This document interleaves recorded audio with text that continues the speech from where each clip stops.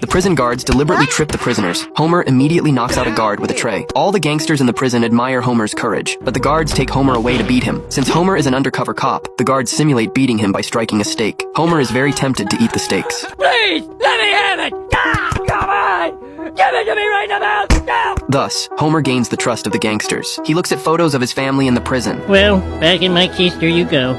At that moment, the gangster boss, Fat Tony, approaches Homer. With a flick of his hand, he destroys the prison wall. The gangsters help Homer escape from the prison. Homer's tracker records everything. Fat Tony takes Homer to a restaurant to eat. He feels the dish is missing Oregon leaves. Homer quickly adds some spices, which makes Fat Tony think Homer is a capable person. Homer gains his respect. Fat Tony asks Homer to take him to his wife's grave. At that moment, Homer receives a text from his wife. He starts crying because he misses her.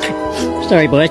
No apology necessary. Fat Tony mistakenly believes Homer understands his sorrow. You have earned my complete, unquestioning trust. But first, one little thing. You must make your bones. Fat Tony orders Homer to burn Moe's bar because Moe had insulted Fat Tony on the phone. To avoid suspicion, Homer has no choice but to take the gasoline. Homer heads to Moe's bar to burn it down, but Moe ends up burning his own bar. Fat Tony thinks Homer completed the job. He's very pleased and prepares a reward for Homer. This is horrible. I keep smelling my own breath. Homer's outstanding performance completely earns Fat Tony's trust. A grand welcome ceremony is held for Homer. Homer becomes part of the gangster family. From now on, Homer's problems are the gangster family's problems. My neck is kinda itchy. Then all of our necks are itchy. Now that you mention it, it's itchy like crazy.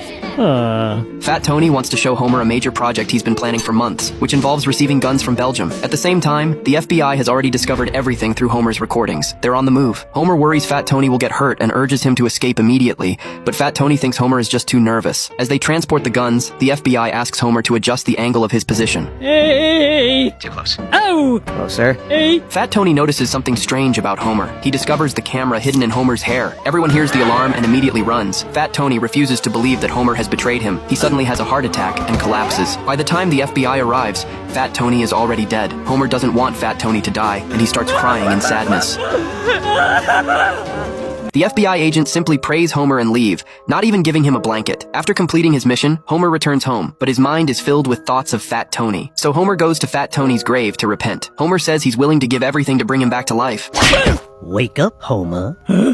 Fat Tony! No. However, the man isn't Fat Tony. He's Fat Tony's cousin, Fit Tony. To avenge his cousin, Fit Tony wants to kill Homer. I understand. I loved him too.